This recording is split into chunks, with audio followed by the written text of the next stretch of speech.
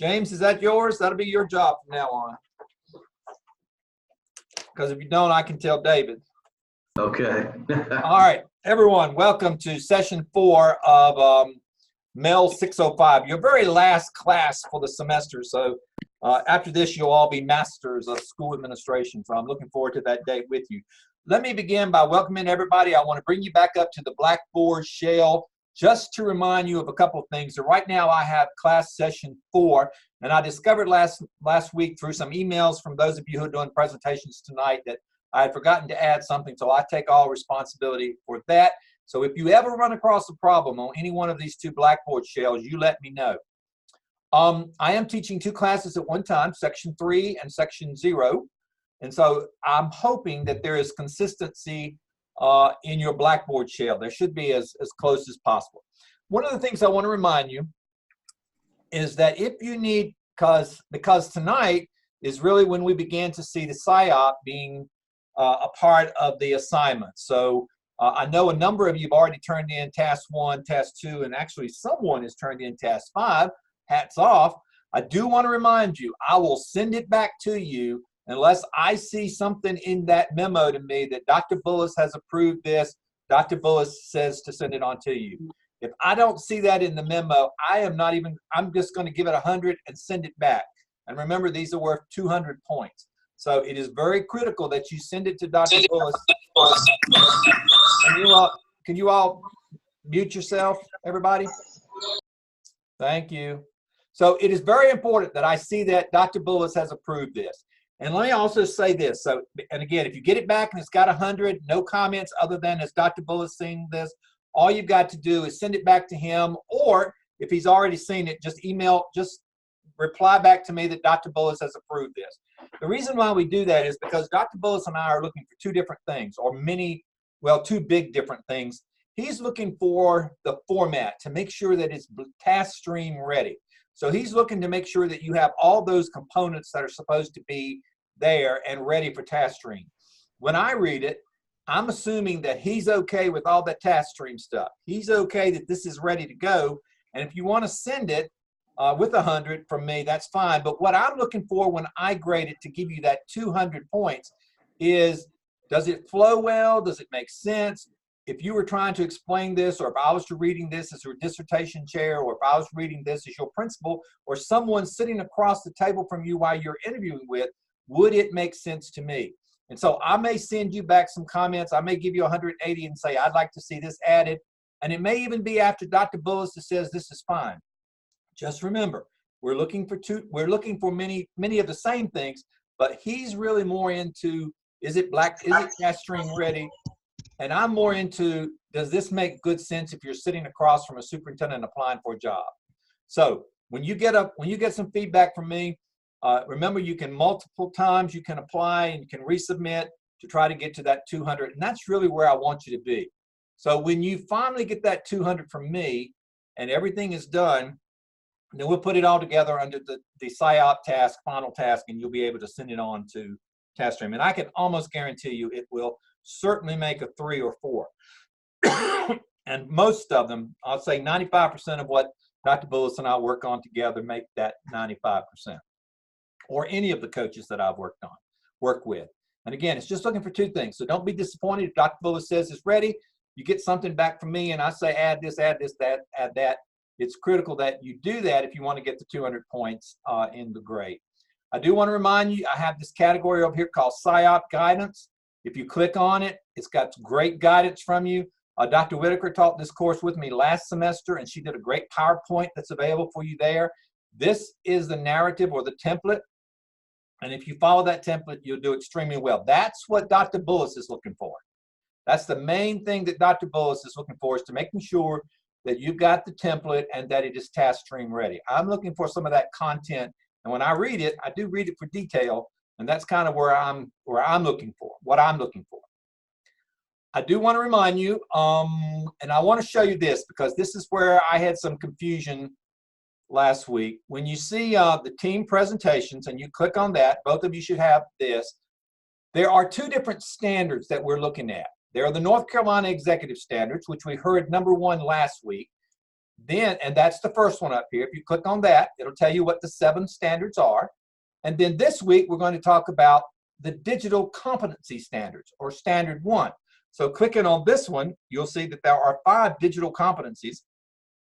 And the group tonight will be looking at that one. So next week when we meet, this group of Ayers and Webb, did I get it right? Ayers and Webb?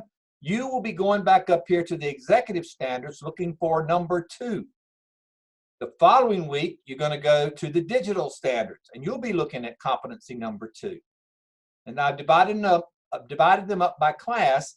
And so this class, so you can see if you're in blue or whatever color that is, teal, that means you're all in one class. And if you're not in a color, that means you're in the other class. So I want to make sure that's really clear. So if I were doing next week, okay, if I were Ms. Ayers or Webb, if I were Mr. Webb and Mrs. Ayers, what I would do is I would go up to the executive standards, click on it, and remember, I am looking for standard number 2. And so standard number 2 is right here, vision, and you can get a, there it is, vision. Now remember, when I'm doing, if I am Mr. Webb and Ms. Ayers, when I am doing this presentation, I've got the competency, which is vision, and I have got 1, 2, 3, 4 elements. One of the elements is environmental, one is global, one is systems, and one is visionary. So next week, that team will be presenting the executive standards, standard 2 vision, and they're going to discuss that one with the 4 elements. And then the following week, that group is going to go back to the digital competencies right here, and they will do the 2nd digital competency. And by clicking on the digital competencies, so this is not next week, but the following week, their digital competency number 2 is content and instruction. I have to move you all to see it. So their digital competency is content and instruction. And here's the reading of it. And then they have 1, 2, 3, 4 elements. All right.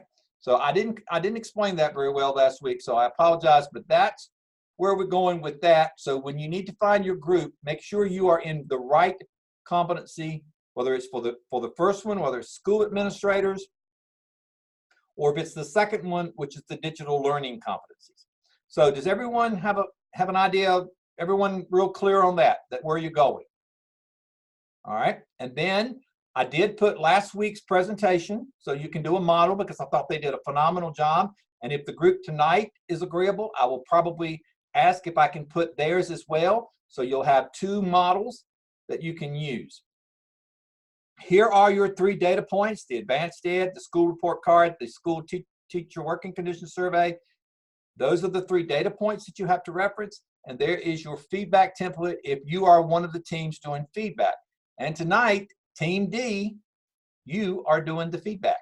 So whether you do it tonight or you do it after you view this video online.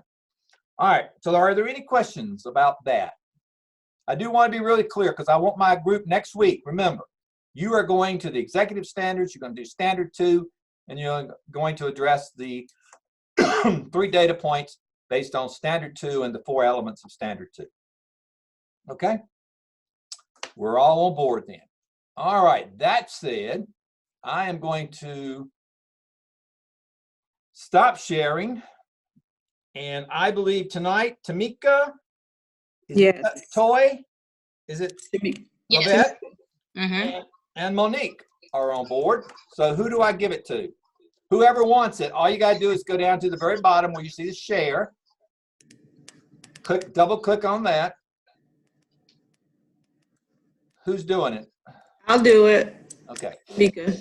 Tamika. Double click on the green share down here. It'll be yours. Everyone else, if we'll please mute themselves.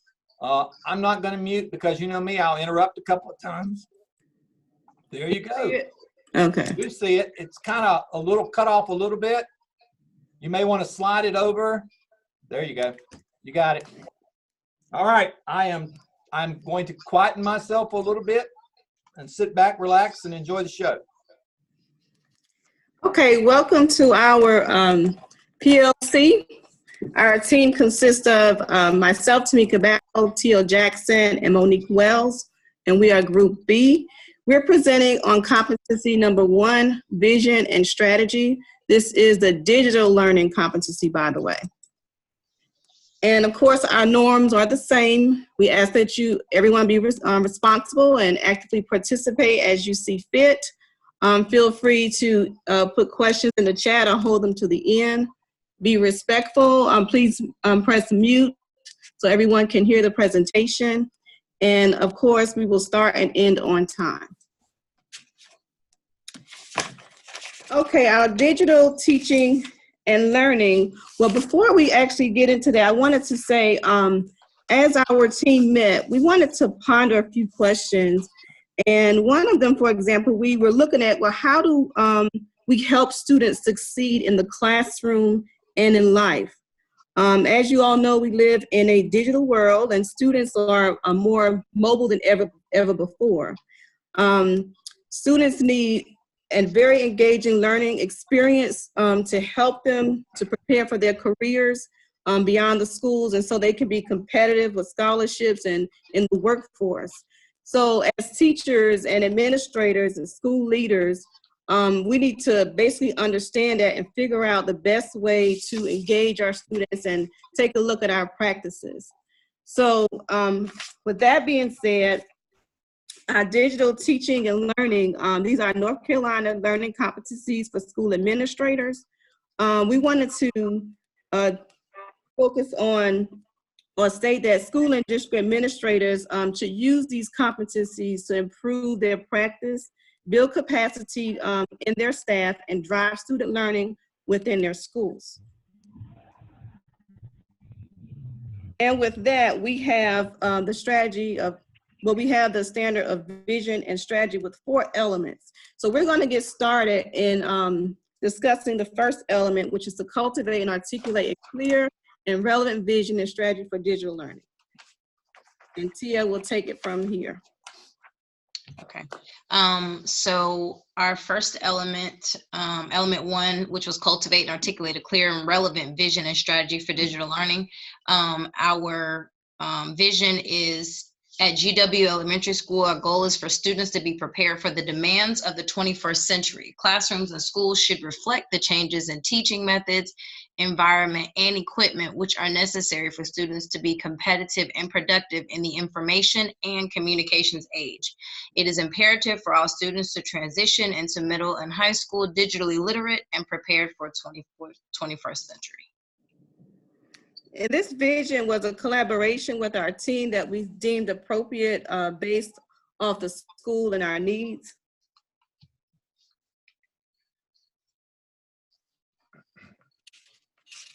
Okay, the first for element 1, cultivate and articulate the clear and relevant vision. This was also, again, a part of the standards. So in addition to creating the vision statement, we did want to use data, actual data from the 3 elements that we were, the 3 artifacts that we were given. So I went to the teacher working conditions survey and pulled up a snippet of teachers regularly, looking for digital competencies in here, but teachers regularly assign homework that requires access to the internet, and teachers regularly assign homework that requires access to the digital, device to complete. And the identified constraints where teachers are unable to assign homework that requires internet access. That was one of the issues that we saw based off of the data for this one artifact. And one of the recommendations we made was the school district will collaborate with community and stakeholders to secure partnerships with local or global wireless partners. And then another recommendation was admin will collaborate with teachers to assess needs of students and teachers pertaining to using technology outside of the classroom. All right, so let me ask a quick little question here, if I can, Ms. Jackson. So how did you come about the identified constraints? Because that's something new that you all have introduced to this presentation that Group 1 did not. So I'm just curious as to, because I like it. So I guess I'm just saying, how do we, where do we go with future teams that may want to present? Actually, one of my great teammates began putting hers together like that, and when she brought it up, it was Monique. She made a good point. I believe she was the one who put that up there, but it just made a good point as to knowing what the problems are before giving a recommendation for something. I assume you have to be able to identify where you need work, and then be able to formulate a recommendation for that based off of identifying what the need is, or or the lack of what you have. And she might be able to elaborate. Do you want to elaborate, Monique? That's exactly. Well, working with my administrator in my internship, she always starts off with, when we're looking at things, what is the problem? And she just tells me, before you can fix anything, you have to identify the problem. So when we started this presentation and looking at the elements, that's just kind of where my mind and focus went. What is the problem? Because before you can create recommendations, you have to know what the problem is. Okay, and what group one called these was the goal or the work plan, I believe. So Yes. you have an interesting approach to it, which I like. So that gives you what, and if you remember back from your app sale in 601, you remember you talking about the gap between the reality and what you have, and then you Right. develop the plan to get through that gap. So what you have here is you have a goal, which you call identified constraints, which is a great way to say it. And then you have two recommendations for the district to address that. So, and if you're looking at your chart, I think, Ms. Jackson, you did this, but what's the first column and who's the second column? Is that? I apologize, I cut that off. The first column is the state, and the second column is the school. And I selected these because the statistics or the numbers are lower. Are one of the lowest on here. I might add, and this might not even be important, but it was a little it was a little trying at first, trying to focus everything on digital, because most of the time everything's focused on content area. And not that you can't add digital and content area, but just trying to find the technology aspects of the teacher working condition survey. For me, that was a little bit of a challenge. And sometimes it will be. As the rest of you, the other 10 groups, sometimes you're going to be hard pressed to make a connection to your particular element or your standard. Good point. Okay, our next element, number 2, advocate for, prioritize, and ensure equitable, sustainable access to available technology, resources, and encourage full participation of all learners in a digital learning environment. So again, looking at the teaching working conditions survey with where the red arrow is located, that is our school, and the first column being the state. The overall constraint that we identified based on the data was that teachers need reliable internet access, equipment, digital resources, and content. So the recommendations we discussed was teachers will be trained to use digital resources provided with the textbooks. Most of the time, this day and time we live in fact, most of the textbooks are digital and they come with resources. Unfortunately, a lot of teachers don't take the opportunity to go through them to see which ones are useful for them. So having the textbook company or district rep or even a teacher within the school who's familiar with those resources to share with other teachers. Teachers will work in content area teams to identify and share digital resources they use in their classroom. Oftentimes, again, teachers are using, some teachers in the building and in the same content areas, they have excellent resources and things that they're using in their classroom, but not sharing, or maybe there's not time to share. But basically, this recommendation is to make time for them to have that sharing and planning time. Additionally, to identify 3 new digital resources they could either order out of their school budget. We would probably order at least 1, and if the budget allows, order the 2 others, and we would do that for each department. Department chairs will be asked to create a shared workspace where teachers have access to instructional technology they can check out to use in their classroom. One of the areas we pointed out here was says teachers have access to reliable communication technology, fax machines, and also teachers have sufficient access to technology, computers, printers, and so forth. So this survey is indicating that some teachers do not. So while we work to make sure all teachers have access, we're asking each department to basically get a room where we have shared use of technology. They can check it out. And finally, the admin team will work with the IT department to increase the internet speed at least 5% to try to reach the state percentage here at a minimum. It's very hard to have a digital environment when the internet, the source of it, the internet speed is very slow. So we definitely need to work on improving that. And some of the things we talked about was that perhaps some teachers may have some computers and things connected in their classrooms that probably should not be connected. That's one possible solution. So Interesting. Like a walkthrough, like maybe yeah. have the tech department come through, walk through, and find out what's zapping the speed. That's an interesting perspective. Additionally, some schools give students access to the Wi-Fi, and that could be slowing it down. You know, addition to like videos, like students like to watch videos all the time. So yeah, just assessing that whole situation. So hopefully that will help increase the speed. Monique. All right. So I dealt first with element 3, which states that you need to plan for and use funding effectively to support and sustain vision for digital learning. When analyzing the data, I found the North Carolina school report card most useful. This is a chart from there. And from that, the identified constraint was there was low funding available for purchasing software, new devices, or paying for outside professional development. When we look at this, the way the budget is spread out, there's only about 1.2%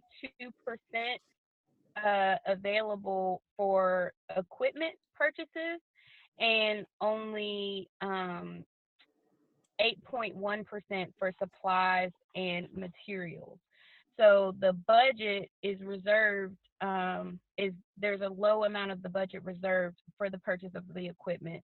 So one of the things that we identified instead was that we needed to analyze the equipment budget in order to identify available funds to update and purchase new equipment, to work with the administration and the IT department to see what we are currently paying for and to see if we can eliminate some of those costs. It also was said that we should work with the IT department to prioritize financial technology needs for the school, to see if there was something of higher priority that we needed to use funding for, and to identify where we can move funds around, basically. Okay, that's it for that. Yep.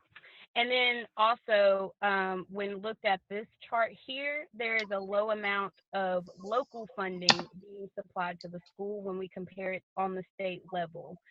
So along with that same element, being able to create this long-term plan with technology to present to the school board in order for the school board to ask for or request additional funding from the local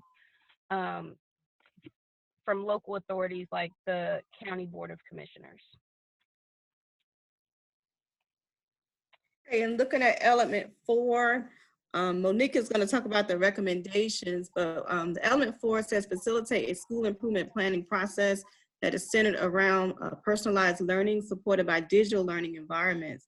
So this data was taken from Advanced Ed Report, and it was very disturbing in knowing that most of the classrooms that were visited during this walkthrough, the educators were not actively using technology to enhance learning. And as you can see here, 69.64% not observed using digital tools, technology to gather, evaluate, and use information for learning, and so on and so forth. It just was not observed for the most part at this school. It was disturbing because teachers do have access, not 100%, but the majority of teachers do. So Monique's going to talk about the recommendations regarding that. Right, and I think just before Monique starts, I think Yeah. this is probably the most critical piece of information, and that is, as you talked about the other three elements, you know, not quite, maybe not a whole lot, but you do have it. But this is just really, really kind of eye-opening. Go ahead. I'm sorry, Monique. I'm stealing your thunder, I know. Oh, no, you're fine.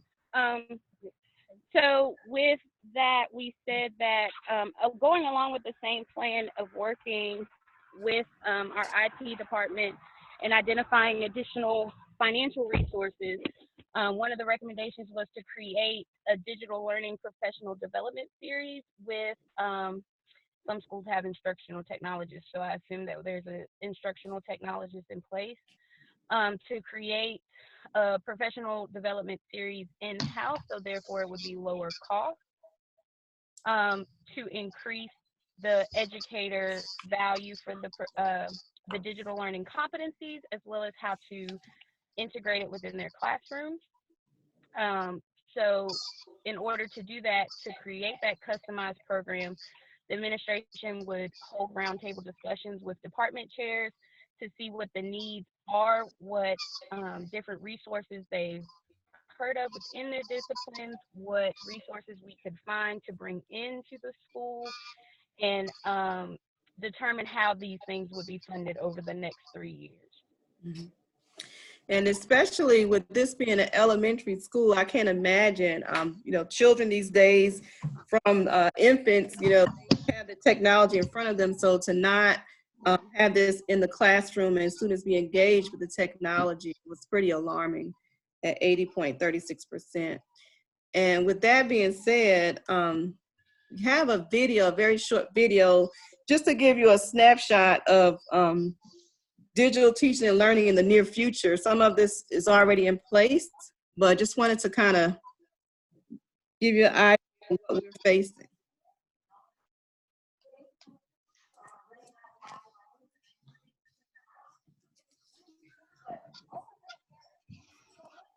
We're not hearing it. No? No. Okay, I don't know what to do for you to hear it. Okay. Sorry about that. I Well, wonder if there's anything on my end.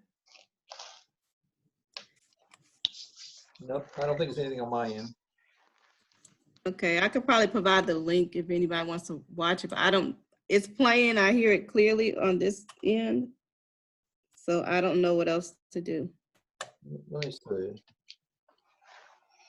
Let me check the volume on my end.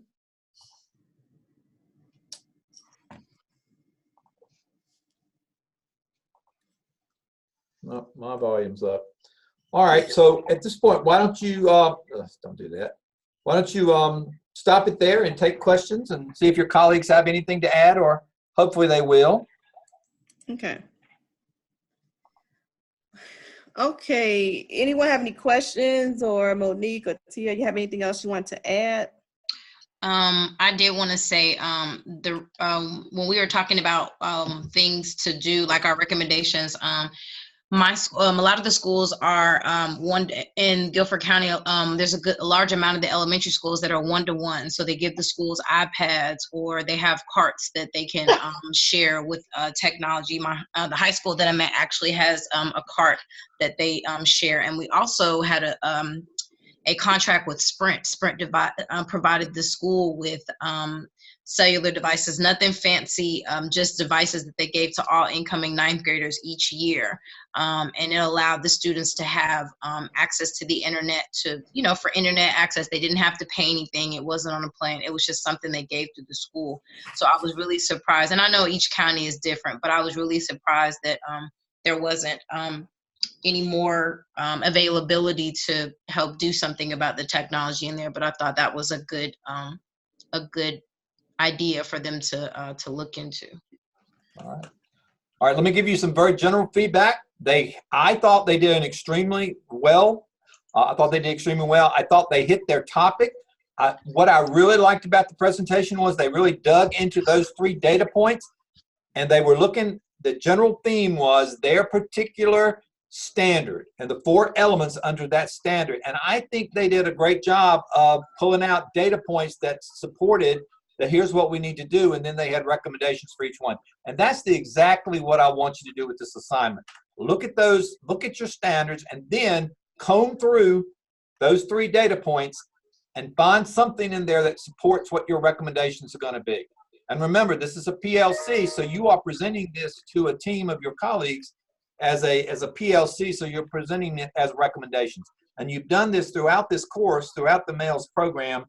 So I thought you did a great job. Anybody else want to give them some really quick feedback before we move on to the next item I want to cover with you? Anybody?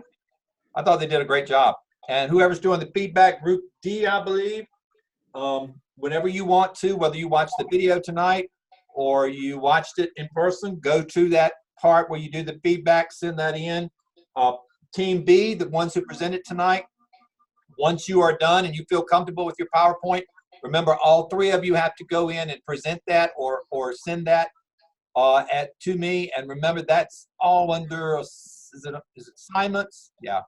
If you look under assignments, this is where Team B and Team D will look. It's your PowerPoint presentation down here at the end. So you'll simply click on this. You'll send one document to me, whether you're doing the presentation or you're doing the feedback. You'll get 100 for that. And then when you send in the other document later, you'll get the full 200 points for that. Are there any questions on that?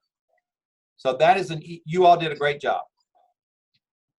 All right, before we move on, I want to, I've got 2 more things I want to cover with you tonight, and that is to start beginning conversation about the PESL standards. So I want to see who can remember very quickly what are the 2 big changes that are happening to the standards that we evaluate principals by in North and South Carolina. If we were to adopt these new PESL standards, remember I said there are 2 things that these standards are different. Anybody want to hazard a guess? Was one of them more child friendly? Excellent, that's one of them. More child friendly, more child centered. And inclusive. Inclusive. You said something about Very inclusive. much. So before I go to talking about the first of the PESL standards, I want to show you the current, if you are in South Carolina, unless they changed it this year, and if one of you will please tell me if you did, this is the evaluation instrument for principals, and I'm assuming assistant principals as well in the state of South Carolina. They have 9 standards. There's vision, leadership, educational leadership, effective management. Now, I'm asking you, when you read these, and when you get a chance to go through, if you're in South Carolina, read these 9, there's climate, think child-centered and inclusive. Are they there? School community relations. The number 6 is ethical behavior. 7, interpersonal skills, staff development, and professional development. I will tell you this for my friends in South Carolina, your principal evaluation instrument is so much more friendly, so much more, it's not quite where it needs to be, but it is a much better instrument as far as using in the school. Now, when you look at the North Carolina one, that's the South Carolina. If you're in South Carolina, you need to study that one, because until South Carolina adopts the new PESL standards, that's the one you'll be using as an assistant principal and as a principal. In North Carolina, the evaluation instrument has 7 standards. If you are an assistant principal or principal in North Carolina, these are the 7 standards that you will be evaluated by.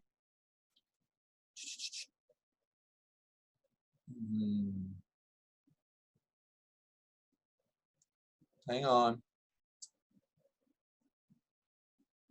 All right, here they are. The first one is strategic leadership. Now think in your mind, does this sound child-centered or child-friendly or inclusive? So here's North Carolina, strategic leadership. How much strategically you plan, a couple of elements under that one. The next one is your instructional leadership, how you manage the instructional program. The third is cultural, and that's more about creating collaborative work environments. The fourth one is your human resource management, how you manage people. The fifth one is your managerial, whether or not you get the buses running, whether or not you have budgets on time, management. Number 6 is your external development, how well you get along with groups outside the school. And then number 7 is micro-political. Now, those are currently what you are evaluated with in North Carolina as a principal or an assistant principal. I have an assistant principal in the group. Is that you, Alan? No, it's not Alan. I keep getting you a promotion, don't I? Who is the assistant principal currently sitting? Are you with us? But this is, if not, this is how you are evaluated in North Carolina. I'm going to get you a job as assistant principal at some point, Alan. Hang in there. Yeah, please do. I will. All right, so I put these here for you so you will have a clear image of what's expected of you as an administrator. Now, that said, let's look at the PESL standards that are coming. And these are the 10 standards that were adopted in 2015, and these will be the ones that will be coming as soon as North and South Carolina adopt them. And North and South Carolina have been talking about this. North Carolina is doing study groups on it. They've got teams, the Department of Public Instruction, going around the state talking about the standards. The first PESL standard is mission, vision, and values. Now, the big thing that's been added here is this category called values. I like that. So here it is, effective educational leaders. I'm gonna have to move you guys. You all can see my screen, right? I guess. All right, so they advocate, develop, and enact a common shared vision, core values. So here's when you break it down. Here's what the new standards say that you will be doing. And by the way, we are studying the new PESL standards. Why it is your last thing that you have in this course is because chances are by the time you become a principal or an assistant principal, you may very well be judged or evaluated based on these new standards. And even if you aren't, these are much better standards than what we have in place now. And so if you're sitting across from me as your superintendent and I'm evaluating how you're doing, if you have evidence that you are doing these 10 standards, I'm going to be awfully impressed that you're doing a great job. So the first one is that you promote a vision. And look at this. This is the first time you see this. You won't see it in North and South Carolina. Well-being of each student. It goes to the theory of inclusivity as well as to student-friendly. So not only do you develop, but you promote it. The academic success of every single child. You work with the team. You look at data. You promote the vision. And third sentence, you have a team and a plan and a vision for learning for each child that promotes success. So again, child-friendly. Part C, the mission, and again, this is the standard, mission, vision, and core. Not only do you just articulate it, but now you become an advocate for it. And you cultivate, which means that you're growing it. So it's not only that you're out there saying, I believe in this, but you're actively doing everything you can to make sure that that becomes the culture of your school. That it is child-centered. You have high expectations. You have student support. You have equity, inclusivity, social justice, openness, caring, trust, and continuous improvement. And I challenge you to look in the North Carolina standards now or the South Carolina standards now and find language like that. Now, if you are an administrator, you probably are already doing this, or I sincerely hope you are. Or if you aspire to be an administrator, I sincerely hope that you will live and breathe this particular standard. If you're not out there looking for social justice and openness and caring and trust and inclusiveness, then you're not going to impress anyone when you go in for a job interview. And you shouldn't be able to sleep well at night knowing that you've gotten a paycheck from your state if you're not out there doing this for every child. And I know you are. So that's nothing new. But what's new here, there's nothing new in what's expected of you. But now is you have an opportunity to be evaluated on this. Because the old evaluations for North and South Carolina were really about the way you ran your school. Whether you ran it on time, you had your budgets on time, you had a good curriculum, you hired good teachers, everything worked. The whole thing worked. Now the standards are evolving to, do they work for children? Do they work for all children? So the new standards are very child-friendly. It also means that you evaluate and you implement. So it's not just it's a continuous improvement process where you not only develop it and implement it, but then you evaluate it and you grow from it. So it's a continuous process of growing your vision and your core values. Not only that, here's that part about growing it. And as the opportunities or as the data points prove something, you adjust. So you change, and you are changing to meet the needs and the situations of students. So that old model of it had to be black and white, that doesn't necessarily get it anymore. Now it's going to be all about changing to meet the needs and the situations of individual students. Our schools are changing, as you saw last week. The demographics are changing. That's going to be an important part of your role as an administrator, is to keep your school moving along with that change and to keep up with that change. It is also to develop the understanding of the community. So not only are you concerned necessarily with the core values of your particular school and how you are developing that, but beyond that, you're going out into the school community and you're sharing the values, and you are actually helping to develop the values of that community. You know, you may be sent to a school on the other side of the railroad tracks where the free and reduced rate's 100%. The culture there is that parents don't support the school, or, you know, they begrudgingly send them to you, no PTA. Your job under the new standards, the new PESL standard, is to get out there and change the culture of not only your school, but the community that serves your school. We really are going to be expecting a lot of you as administrators. You're also to model and to pursue the vision in all aspects of leadership. That's not only just what you're doing inside your building, but that's opportunities in the community to become a leader. And so it's looking beyond, again, it's that whole thing of taking the culture of your school, getting it where you want it to be, and then going out and changing the culture of the community that your school is in. So the core values, because this is a new concept, we all know what mission and vision are, but the core values are those things that are the most important to you. And so at this point, I would kind of ask you to think in your head, if I asked you what was your particular core value about your job, what are some of the core values you have as a teacher? You know, I'm thinking that you are also thinking in your head. One is that all students can learn, that I'm to move kids to the next level, but the core values are the things that are your priorities. And as you develop your core values and as you talk about your core values, they become your guiding principles. So they not only that, but they become who you are and who the school is that you are associated with.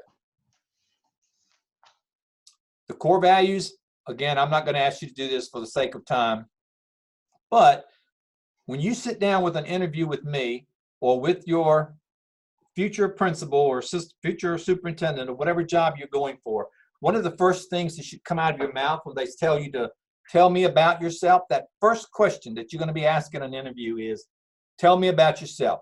One of the first things out of your mouth should be some of your core values, what you believe in, because that tells us kind of what you're going to be pursuing. Exercise, we're not going to do it, but if you think about it and you're ready for that interview coming up, this is your first question. Tell us about yourself. Your first answer is, my core values are. And we'll get in session 15, we'll talk about those interviewing skills, but you always should know what your core values are. All right, that's it. That's PESL Standard 1. Mission, vision, and core values. And I hope that when you get a chance to look at all 10 of them, which we're going to be doing in our class, I hope you'll get a sense that, again, we're becoming much more child-friendly. We're becoming much more inclusive in what we expect. We don't expect you just to manage and operate the building anymore. We expect you to change the culture of the building and change the culture of the community around you. All right. Let me see if there's anything I've missed in session 4. I want to remind you, there are a couple of readings and assignments. You all are doing a great job with that. SIOP Task 1, if you haven't started on that, remember, here's what we're looking for. Here's the template.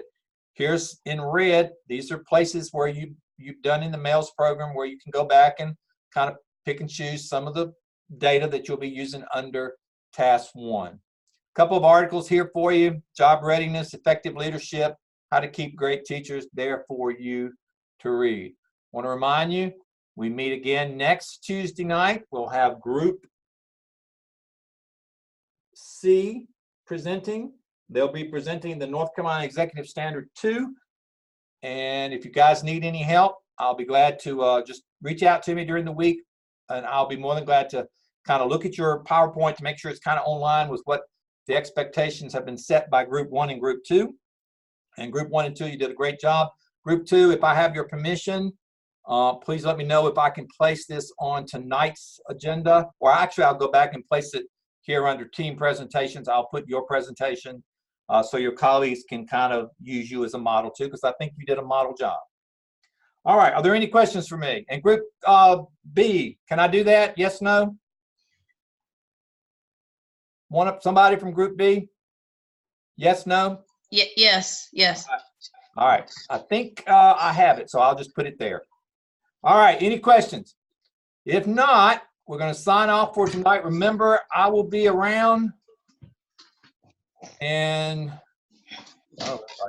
I'll be around. Oh, hang on, let me see the chat. Oh, there's the chat from Tamika with the video.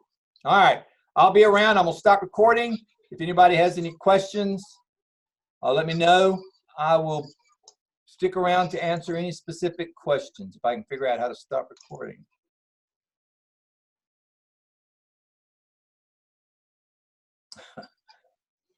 Pause, stop. Okay. Anybody have, all right. Good night, everybody. See you next Wednesday. Next Tuesday. Sorry. Have a great week.